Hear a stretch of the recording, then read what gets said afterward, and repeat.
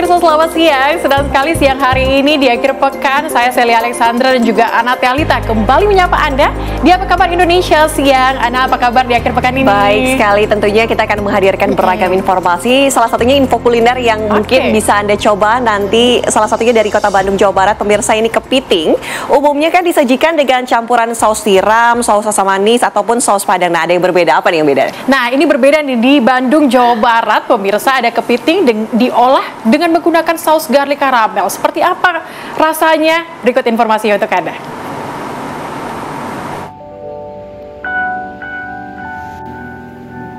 Kepiting merupakan salah satu menu favorit yang banyak digemari para pecinta olahan seafood. Tapi tahukah Anda jika daging kepiting memiliki kadar kolesterol yang cukup tinggi?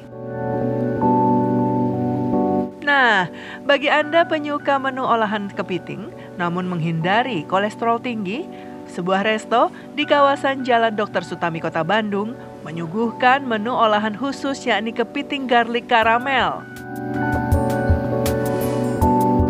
Meski bahan dan proses pembuatannya terbilang mudah, bawang putih utuh yang sudah diolah dimasak dengan campuran bumbu khas karamel. Kemudian dimasak secara bersamaan dengan potongan daging kepiting yang sudah direbus dan digoreng sebelumnya. Tak butuh waktu lama, satu porsi kepiting garlic karamel siap disantap.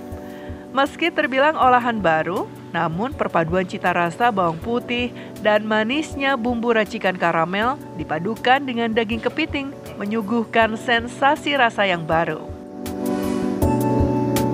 Rasanya gurih banget ya, sama menteganya tuh wangi. Sini tempatnya bersih, pelayanan ramah, sama masakannya sih yang enak semuanya. Aku nyobain yang baru ini garlic karamel karena rasanya tuh lebih enak sih dari saus padang gitu kan. Dan dari si bumbu-bumbunya juga menyerap gitu ke dalam si kepitingnya, apalagi ketika si capitnya itu di crab terus dicobain dengan si sausnya itu kayak wah udah enak banget tuh. Pemilihan bumbu garlic karamel memang sangat cocok untuk olahan kepiting.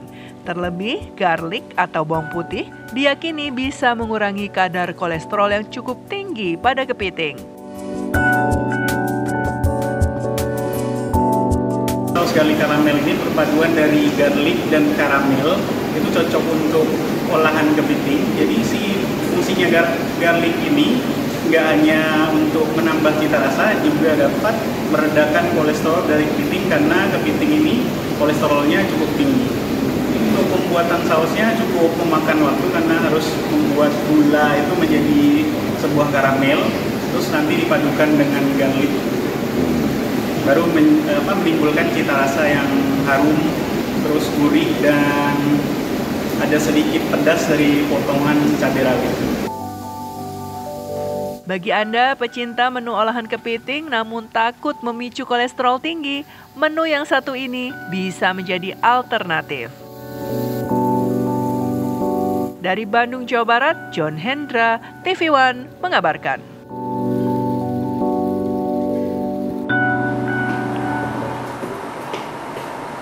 Pemirsa, memasuki peringatan Maulid Nabi pada hari Senin nanti, ini ada beragam tradisi unik yang untuk memeriahkan Maulid Nabi ini, yaitu warga di Cilacap, Jawa Tengah, ini membagikan ember kepada jemaah, pemirsa. Ya, dan ember tersebut ini berisi souvenir, kemudian makanan dan juga hasil bumi.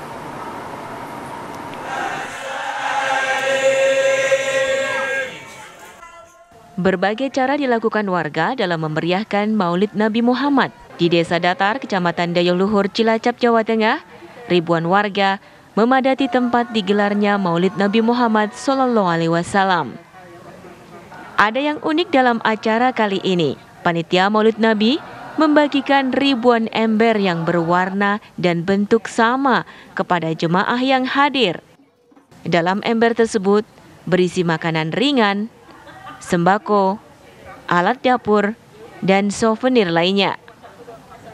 Menurut warga, tradisi ini merupakan tradisi turun-temurun dari sesepuh mereka dan dilakukan setiap tahun pada bulan Rabiul Awal. Selain warga asli, acara ini pun dihadiri oleh warga dari luar Kabupaten Cilacap. Kami beserta warga Dusun Petra bersimpati mengumpulkan dana dan berkat tersebut bisa tercover dan jamaah alhamdulillah semua membawa berkat. Warga berharap dengan diadakannya acara ini mereka mendapat keberkahan. Dari Cilacap, Jawa Tengah, Ian Sutriana, TV One mengabarkan. Kami ajak Anda beralih ke Jawa Timur, pemirsa. Bulan Maulud ini menjadi berkah bagi perajin cobek di Jombang, Jawa Timur, sebab permintaan cobek meningkat lebih dari 300% sehingga perajin tidak bisa lagi memenuhi banyaknya pesanan tersebut. Tingginya permintaan karena cobek ini, pemirsa, digunakan sebagai tempat makan sedekah Maulud yang telah menjadi tradisi di sejumlah daerah. Cobek-cobek seperti inilah yang banyak dicari masyarakat di sejumlah daerah yang memiliki tradisi sedekah cobek. Cobek digunakan untuk tempat kue atau makanan yang disedekahkan kepada tetangga dan kerabat untuk merayakan hari kelahiran Nabi Muhammad SAW. Cobek diproduksi oleh perajin cobek di Desa Gedangan, Kecamatan Mojowarno, Jombang, Jawa Timur. Perajin cobek pasangan Ismail dan Badiah ini satu-satunya perajin cobek di Desa Gedangan yang bertahan hingga saat ini.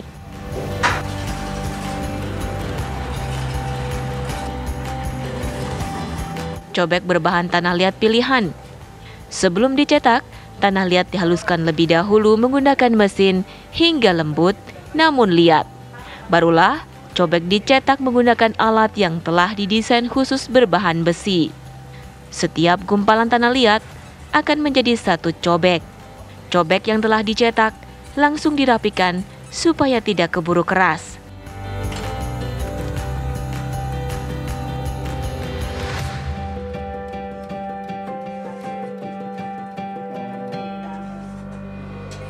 Sebelum kering, cobek yang telah berbentuk rapi dan mengkilap diberi corak agar lebih menarik.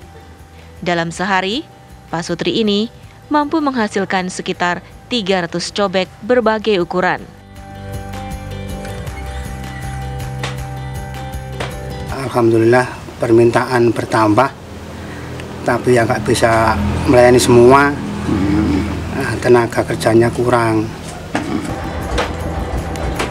Untuk pemasaran, perajin tidak kesulitan, sebab pembeli dari sejumlah daerah datang langsung dan menentukan pilihan pesanannya.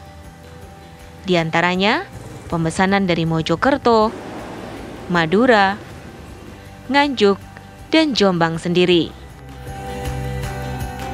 Harga cobek produksi Ismail cukup murah, mulai 2.000, 6.000, dan 9.000 sesuai dengan ukuran. Dari Jombang, Jawa Timur, Umar Sanusi, TV One mengabarkan.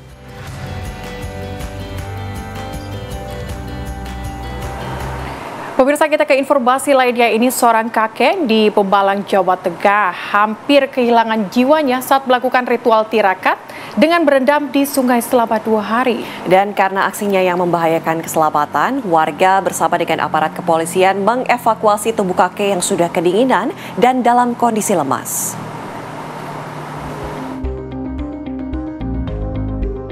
Beginilah aksi kakek berusia sekitar 65 tahun yang belum diketahui identitasnya, nekat berendam selama 2 hari di sungai Desa Wanamulya, Pemalang, Jawa Tengah. Aksinya sempat menggegerkan warga karena ia mengaku sedang melakukan ritual tirakat. Kondisi sang kakek terlihat melemah dan membahayakan keselamatan jiwanya. Warga yang mengetahui melaporkan ke aparat kepolisian Polsek Pemalang. Warga dan aparat kepolisian Polsek Pemalang akhirnya mengevakuasi sang kakek. Saat diangkat dan diletakkan ke pinggir sungai, kondisi tubuhnya sangat lemah dan kedinginan. Petugas polisi sempat memberi air minum, namun kesulitan. Akhirnya kakek tak beridentitas dibawa ke RSUD Dr. Ashari Pemalang.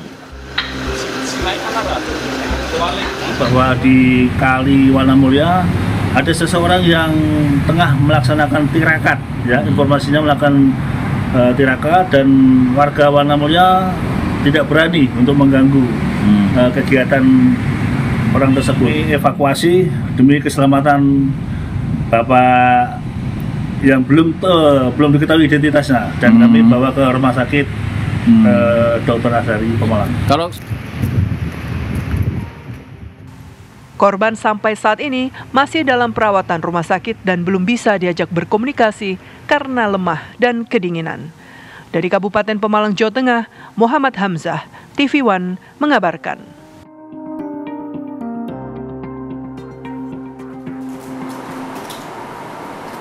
Terbakar api cemburu seorang suami di Kabupaten Lampung Selatan nekat membunuh pria selingkuhan istrinya. Informasi lengkapnya kami hadirkan usai jeda di Apa Kabar Indonesia Siang.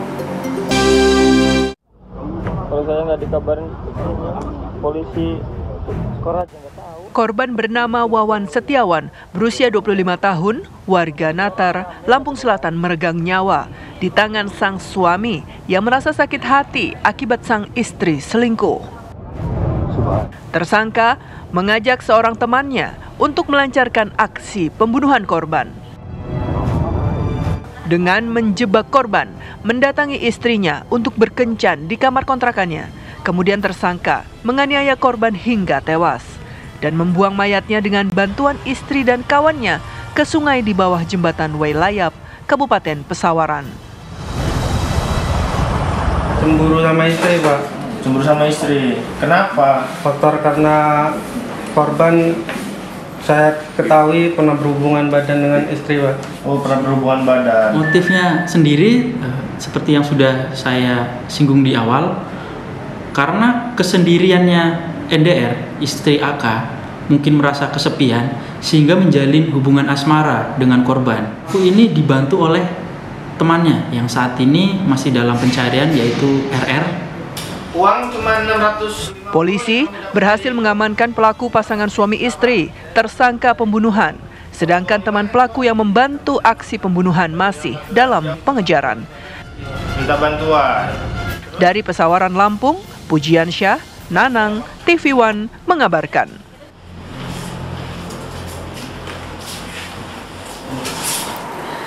Kami ajak Anda pemirsa untuk berbincang langsung bersama dengan Kasat Reskrim Polres Pesawaran, Lampung. Sudah bergabung bersama kami melalui sambungan virtual Ibtu Devrat Aulia Arfan. Selamat siang Pak Kasat.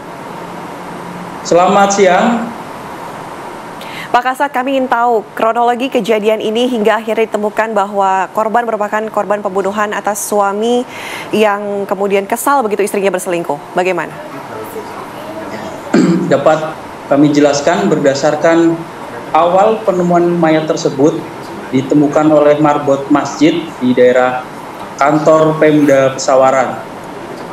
Karena marbot itu melihat sesosok seperti mayat yang dibungkus oleh spray bermotif bunga, melaporkan kepada Babin setempat. Babin setempat kemudian melihat TKP dan memastikan bahwa itu adalah mayat. Berdasarkan hal tersebut, Babin kemudian melaporkan ke Polres. Segera tim identifikasi dari Polres mendatangi TKP dan melakukan olah TKP. Dari hasil olah TKP, jenazah dibawa ke RSUD Bayangkara Lampung untuk dilakukan otopsi. Hasil dari otopsi ditemukan ada bekas penganiayaan. Dari hal tersebut kami menduga adanya tindak pidana mengakibatkan meninggalnya korban. Dari hasil penyelidikan kami diketemukan 3 tersangka, yang mana 2-nya adalah Pak Sutri. Berdasarkan informasi dari hasil penyelidikan diketahui Pak Sutri tersebut berada di daerah Sleman. Di Sleman tersebut masih saudara dari istri pelaku. Segera kami membentuk tim dan mengamankan di daerah Sleman, Yogyakarta untuk kami bawa ke Polres Pesawaran, diperiksa dan ditindaklanjuti. Oke, Pak Kasat, ini untuk modusnya sendiri hingga akhirnya menewaskan korban ini seperti apa yang dilakukan oleh pelaku? Modusnya sendiri dari pelaku laki-laki yang sudah kami amankan melilit tangan kanannya, melilit leher dari korban. Korban masih melawan. Kemudian dirangkul dengan kakinya juga, namun korban masih melawan. Kemudian datanglah temannya dengan inisial R itu memukul, namun merasa belum puas. R keluar dari kamar kontrakan mengambil sebuah balok. Dengan balok tersebut R memukul sebanyak 4 kali. Setelah itu korban lemas. Oke, Pak Kasat, ancaman hukuman yang kemudian akan diterima oleh pelaku dan juga keterlibatan sang istri ini seperti apa? Untuk ancaman pasal, kami sangkakan pasal 340 subsidiar 338, di mana ancaman maksimalnya hukuman mati, seumur hidup, atau kurungan selama 20 tahun.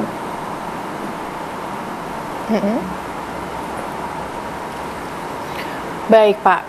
Oke. Baik, Pak Kasat, terima kasih sudah bergabung bersama dengan kami di Apa Kabar Indonesia Siang. Semoga kasus ini segera terbuka terang dan terima kasih, sehat selalu. Amin, terima kasih.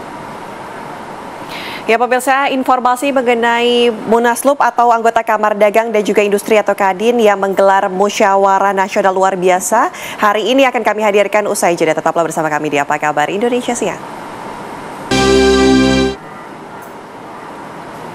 Anda kembali di Apa Kabar Indonesia Siang, pemirsa. Siang ini Kadin menggelar Munaslup di Jakarta. Bagaimana berlangsungnya Munaslup tersebut? Kita sudah terhubung dengan rekan kami Josephine Kezia. Kezia, bisa Anda gambarkan bagaimana Munaslup, kondisi Munaslup di sana? Apakah sudah ada hasil dari Munaslup yang dilakukan Kadin hari ini? Ya baik Celia, Ana dan juga pemirsa, Kamar Dagang dan Industri Kadin daerah hari ini memang menggelar musyawarah nasional luar biasa atau Munaslup, tepatnya di salah satu hotel di wilayah Jakarta Selatan, di mana acara memang tampak sudah berlangsung, di mana memang sejumlah tokoh ini sudah melakukan speech atau sambutan, di mana memang belum ada informasi lebih lanjut yang dapat kami sampaikan atau yang kami dapatkan mengenai acara yang digelar hari ini.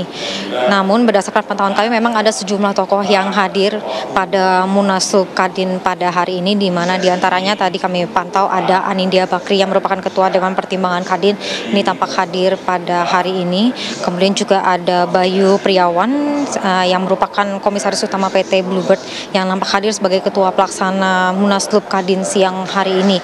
Juga tadi kami melihat ada Bambang Susasyo alias Bamsud ini tiba pukul 12.40, yang dimana Bamsud ini merupakan Kepala Badan Penegakan Hukum Pertahanan dan Keamanan Kadin sekaligus Ketua MPR, datang pada pukul 12.40 waktu Indonesia Barat.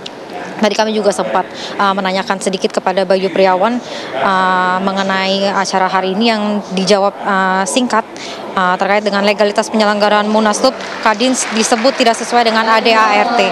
Dan adapun peserta Munaslup Kadin pada hari ini terdiri dari anggota biasa yang diwakili oleh utusan anggota luar biasa yang diwakili oleh utusan organisasi perusahaan dan organisasi perusahaan tingkat nasional yang dipilih melalui konvensi menjelang Munaslup Kadin 2024. Kemudian juga ada Dewan Usaha Kadin Indonesia, Dewan Penasihat, dan juga Dewan Pertimbangan Kadin Indonesia. Sementara ini untuk acara kami pantau, memang untuk para anggota atau para peserta memang sudah memasuki ballroom tempat acara, dan memang acara sudah dimulai sejak pukul 2.30 tadi. Sementara demikian, Celia, Ana. Oke, Kezia, tujuan diadakannya Munaslup pada siang hari ini apa? Sudah adakah informasi?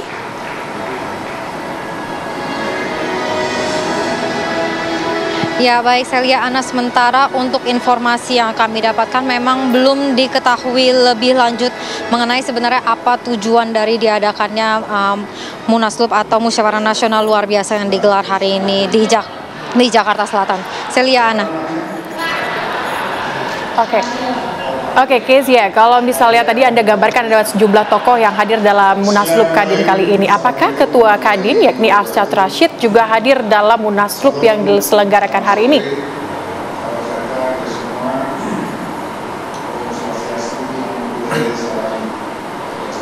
Kezia. Hari ini kami akan Kezia, tadi Anda sempat sampaikan ada beberapa tokoh yang hadir. Apakah ketua dari Kadin yakni Arsyad Rashid juga hadir dalam Munaslup kali ini?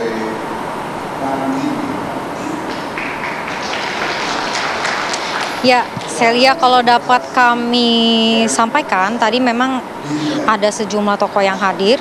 Salah satunya ini adalah ketua dari Kadin, Ruslan Rusani tadi juga hadir, namun begitu sampai dia tidak menyampaikan sepatah kata alias langsung menuju ballroom tempat diadakannya Munaslup pada hari ini. Sementara demikian, Celia.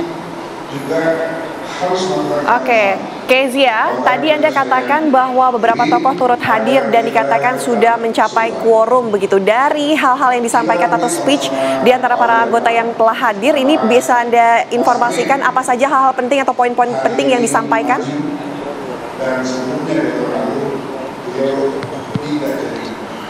Ya, kalau dapat kami sampaikan, memang tadi sejumlah tokoh yang kami tanyakan mengenai acara hari ini, diantaranya ada Bayu Priawan yang menjawab singkat legalitas tidak sesuai dengan ADART, begitu yang disampaikan. Kemudian juga ada Thomas Jusman yang merupakan Ketua Kadin Bangka Belitung yang mengungkap urgensi penyelenggaraan Munaslup untuk menyikapi dinamika tanah air. Sementara demikian yang dapat kami sampaikan, karena memang hanya dua tokoh tersebut yang dapat kami tanya-tanyai mengenai acara hari ini. Sementara demikian. Bisa mau menang sendiri. Ada gerbong yang ikut sama kita. Ya, jangan sampai kita masuk jurang, gerbong kita ikut masuk jurang. Kan gitu. Jadi harus segera menyelesaikan diri. Nah, sejarah hari ini mudah-mudahan Munaslup ini bukan suatu kemunduran, tapi justru kita berharap ini suatu kemajuan. Ya. Kemajuan yang kita rasakan karena dalam beberapa hari ini, beberapa dekade ini, bulan ini pasca Pilpres, rasanya ada persoalan serius yang kita hadapi di Kadin ini. Kenapa kita sebagai mitra pemerintah kok susah dekat sama pemerintah? Nah, problem inilah yang hari ini kita coba pecahkan. Setuju? Nah, karena bagaimanapun juga sekali lagi kita adalah mitra pemerintah dan kita harus memberikan kenyamanan kepada pemerintahan yang baru ke depan. Ya. Walaupun belum terpilih, walaupun belum kita melaksanakan Munaslup, izinkan saya mengucapkan selamat dulu kepada Mas Hanin. Saya titip Mas Hanin, Kadin Daerah, Asosiasi Himpunan, ya, bahwa kepada keluar dari berbagai persoalan hari ini. Saya yakin dan percaya Kadin-Kadin daerah menghadapi berbagai persoalan, apakah itu menghadapi perda-perda yang tumpang tindih maupun peraturan dan perundang-undangan yang juga tumpang tindih. Belum lagi kita menghadapi asosiasi dan himpunan kebijakan import yang memberatkan usaha kita di dalam negeri ini. Ya. Boleh tepuk tangan, nggak apa-apa. Dan saya titip juga Mas Hanin harus berjuang pada pemerintahan baru nanti, mumpung Pak Prabowo dan Mas Gibran ini sedang menyusun roadmap 5 tahun ke depan, berikan masukan yang pas, yang pro pengusaha. Pro pengusaha itu artinya pro masyarakat, pro rakyat. Karena di tangan pengusaha itulah banyak rakyat menggantungkan diri, menggantungkan kehidupannya. Tugas Mas Hanin cukup berat karena harus mengembalikan kehilangan kelas menengah yang hari ini terus merosot. Kemudian Mas Hanin harus mengembalikan pekerja-pekerja yang hari ini di PHK, yang kian hari kian bertambah. Ya. Pasti kita sama-sama tahu juga persoalan yang dihadapi oleh dunia usaha. Kenapa industri tekstil, industri yang padat karya sekarang ini menghadapi persoalan berat, yaitu gulung tikar, terpaksa mengurangi bahkan mem-PHK karyawan-karyawannya. Mas Hanin, jangan sampai 2045 yang kita ingin cita-citakan sebagai Indonesia emas menjadi Indonesia cemas. Ya. Jadi itu yang harus kita jaga bersama. Yang terakhir, barangkali problem berikutnya adalah bagaimana nanti Mas Anin selain melakukan pendekatan kepada rezim fiskal maupun rezim moneter agar bunga bank bagi pengusaha tidak terlalu tinggi hari ini, juga Mas Anin harus segera nanti tidak hanya melakukan pertemuan, audiens, menghadap kepada Presiden, Wakil Presiden, Menteri-Menteri, tapi ajak bicaralah para ketua umum partai politik. Ya, kita sebagai pengusaha tidak terlepas daripada berbagai kebijakan yang beliau putuskan. Partai politik ke depan ini kalau hari 9 tinggal 8. Nah, kalau Pak Anin nanti bisa dekat dengan 8 para ketum politik itu, maka disitulah akan diharapkan lahir berbagai kebijakan yang bagus untuk para pengusaha. Berikan masukan kepada mereka betapa pentingnya kebijakan-kebijakan yang menjadi solusi daripada problem para pengusaha. Nah, tinggal nanti para ketua umum partai ini berdialog dengan pemerintah dan diterjemahkan dalam lahirnya berbagai kebijakan undang-undang di parlemen. Saya kira demikian, lebih dan kurangnya mohon maaf. Sekali lagi selamat Mas Anin. Wassalamualaikum warahmatullahi wabarakatuh. Silakan Pak Bamsud. Terima kasih banyak. Wangi. Jarang-jarang, kapan lagi salaman sama Ketua MPR ya. Terima kasih banyak Bapak Bambang Susatyo atas sambutan yang cukup menarik. Pesan-pesan tadi juga harapan dari Kadin Daerah juga tersampaikan. Bagaimana kemudian Kadin Daerah juga ingin begitu ya, program-program kerjanya juga program-program kerja pemerintah itu pro pengusaha dalam konteks pro rakyat, terutama rakyat kecil. Semoga itu bisa tercapai ke depannya dalam gelaran Kadin kali ini. Terima kasih banyak Pak Bamsud. Maka dari itu kita harus cepat-cepat adaptasi dan juga menyesuaikan diri terhadap iklim yang ada ya Pak ya. Kadang hujan, kadang panas soalnya di Jakarta ini ya Pak ya. Baiklah Bapak Ibu sekalian, kalau gitu langsung saja kita juga ingin dengarkan bagaimanakah sambutan dari Menteri Investasi sekaligus Kepala BKPM dan juga Ketua Dewan Kehormatan Kadin 2024 kepada Bapak Rosan Rosladi. Kami persilahkan dengan hormat.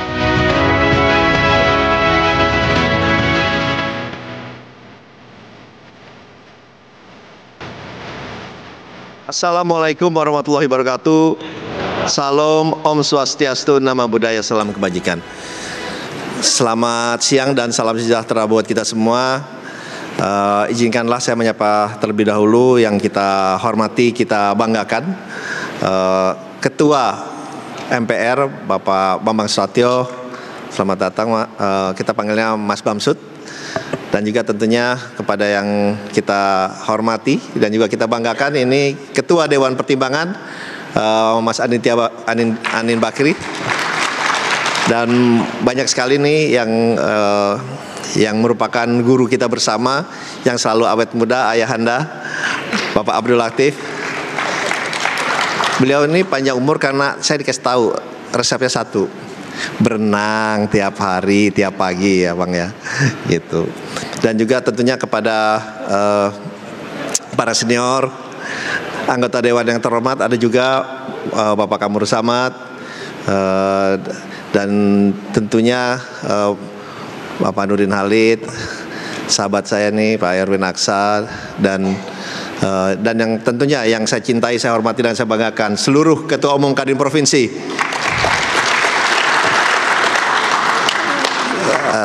Saya senang sekali tadi ketemu, karena sudah lama tidak bertemu. Tadi Ketua Umum, kalau saya hitung aja ada 19 Ketua Umum ada di sini, gitu. Tetapi saya disampaikan, alhamdulillah ada 30 ketua dan perwakilannya yang hadir pada hari ini, 30 daerah. Dan tentunya kepada seluruh Ketua Asosiasi Bapak-Bapak Ibu-Ibu yang saya hormati dan saya banggakan. Pertama-tama marilah kita senantiasa mengucapkan syukur alhamdulillah kepada Allah Ta'ala, Tuhan Yang Maha Esa, karena kita semua masih diberikan kesehatan, kita semua masih diberikan umur panjang dan karunia-Nya, sehingga kita dapat bertemu dan berkumpul di siang hari yang berbahagia ini dalam acara Munaslup Kadin 2024. Pada saat saya diberitahu oleh Mas Anin kemarin bahwa Munaslup akan dilaksanakan pada hari ini, memang pertanyaan saya itu satu, quorum nggak? Langsung jawab, quorum. Baik secara Kadin provinsi maupun secara asosiasi. Jadi kalau itu sudah terjadi, ya saya bilang Kadin Indonesia ini itu ada karena apa? Kadin Indonesia itu ada karena Kadin provinsi, kabupaten kota dan asosiasi. Jadi apabila suara mereka menginginkan suatu perubahan yang lebih baik, Kadin Indonesia hanya memfasilitasi suara, keinginan dan aspirasi dari seluruh Kadin provinsi dan juga asosiasi. Justru kalau Kadin Indonesia tidak membawakan aspirasi, mayoritas aspirasi dari Kadin provinsi maupun asosiasi, justru itu melanggar konstitusi yang ada di Kadin. Dan tentunya sebagai saya bisa menyampaikan seperti ini bukan hanya saya sebagai Ketua Badan Kehormatan Kadin, saya pun pernah menjadi Ketua Umum Kadin Indonesia 2015-2020. Oleh sebab itu, keberadaan kita sini menjadi suatu hal yang sangat penting. Bagaimana peran Kadin ini terus berjalan dengan baik, seperti yang disampaikan dan kita ketahui bersama tadi, Mas Bambang sudah menyampaikan, Kadin ini adalah mitra sejajar pemerintah. Tidak hanya di level pusat, tapi sampai provinsi, kabupaten, kota. Dan selama ini saya lihat peran ini dijalankan sangat baik oleh rekan saya Mas Anin. Kita lihat yang konkretnya saja. Pada saat kesibukan Olimpiade, kebetulan saya ada di sana di Paris, Mas Anin mengadakan bisnis forum atas nama Kadin Indonesia, dan di tengah kesibukannya dihadiri langsung oleh Presiden terpilih Bapak Prabowo Subianto. Dan itu adalah salah satu cermin bahwa beliau tuh sangat mendukung Kadin Indonesia ke depannya. Oleh sebab itu, kalau kita lihat tantangan ke depan juga bukan tantangan yang mudah. Apalagi targetnya kita tuh untuk pertumbuhan bukan di 5%, 6%, atau 7%. Beliau menargetkan 8%. Dan 8% ini hanya bisa tercapai kalau kita sebagai Kadin ini bisa memainkan peranannya yang efektif dan efisien dan bisa selalu bersinergi dan berkolaborasi dengan pemerintah. Sehingga hal itu harus kita garis bawahi. Untuk apa? Untuk kepentingan kita bersama. Tidak hanya untuk kepentingan Kadin, kita harus kita ingatkan diri kita sendiri, apa yang kita lakukan di sini bukan hanya untuk kepentingan Kadin, tetapi untuk kepentingan yang lebih besar, yaitu kepentingan seluruh masyarakat Indonesia. Karena masukan kita, terutama di dalam segi ekonomi, investasi, kemudian dan yang lainnya, akan memainkan peranan yang sangat-sangat penting dalam kita bertumbuh menjadi negara yang lebih baik, berkelanjutan dan berkesinambungan. Jadi peran Kadin ini sangat penting. Dan saya pun meyakini dinamika yang ada di Kadin itu ujungnya selalu baik. Ujungnya selalu kita bersatu. Jangan dilihat dinamika itu ada sesuatu yang mengerikan, bukan. Dinamika itu dalam kehidupan justru membuat kita menjadi lebih baik, membuat kita menjadi lebih dewasa, dan membuat kita menjadi lebih arif.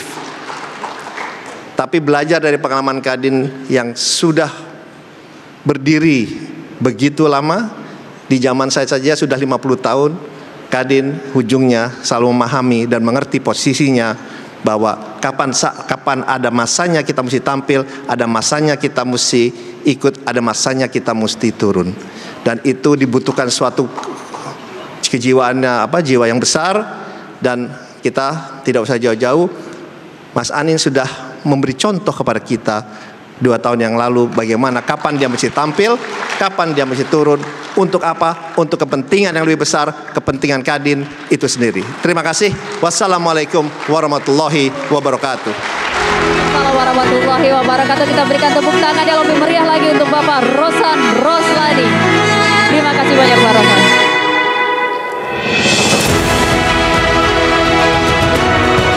Bapak Rosan Roslani tadi kemudian mengingatkan kepada kita semua ya, bahwa tujuan dari kegiatan kali ini jauh dari sekedar urusan internal semata, tapi bagaimana untuk membawa Kadin lebih baik lagi pada pemerintahan ke depan, termasuk juga melibatkan Kadin-Kadin daerah dalam berbagai program kerja dari pemerintahan ke depan. Tujuannya sekali lagi untuk tujuan kita bersama, dan terlebih lagi untuk tujuan yang pro rakyat, tidak hanya pro pengusaha. Sekali lagi tujuan itu yang kemudian ingin dibawa oleh Kadin Indonesia ke depannya.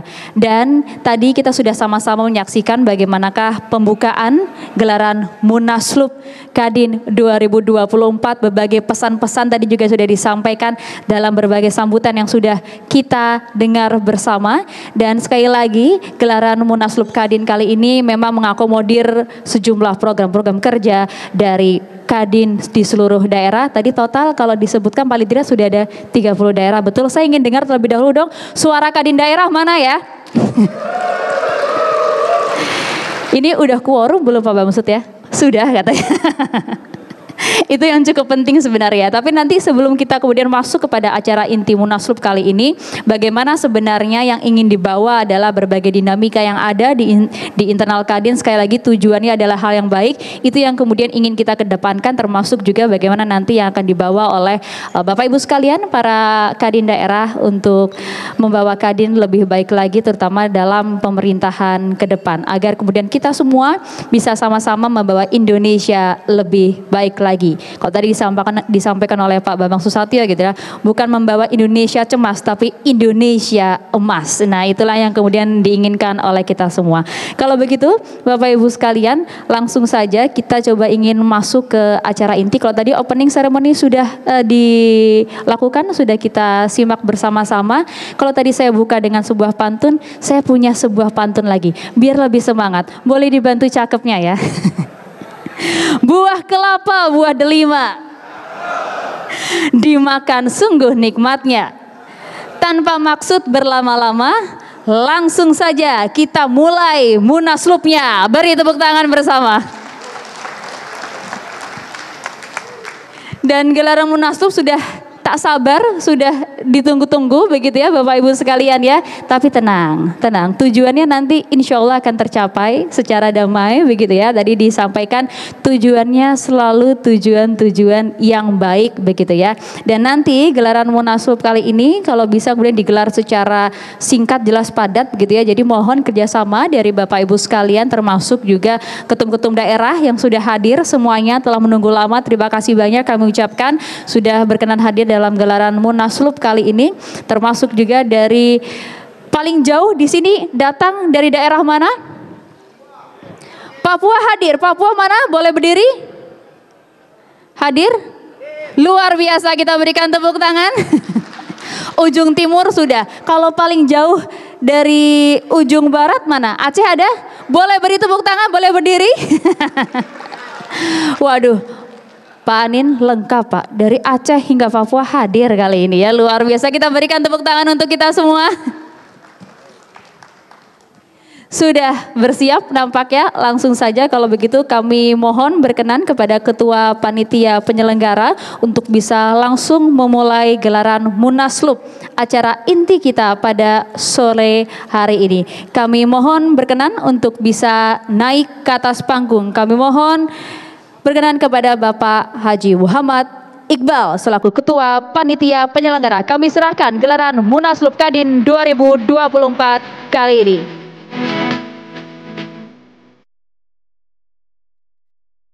Sekali lagi kepada Ketua Steering Komite Bapak Muhammad Iqbal, kami mohon untuk segera naik ke atas panggung. Sudah bersiap memulai gelaran Munaslup Pak? Waduh, konsolidasi terakhir. Kami bersilakan.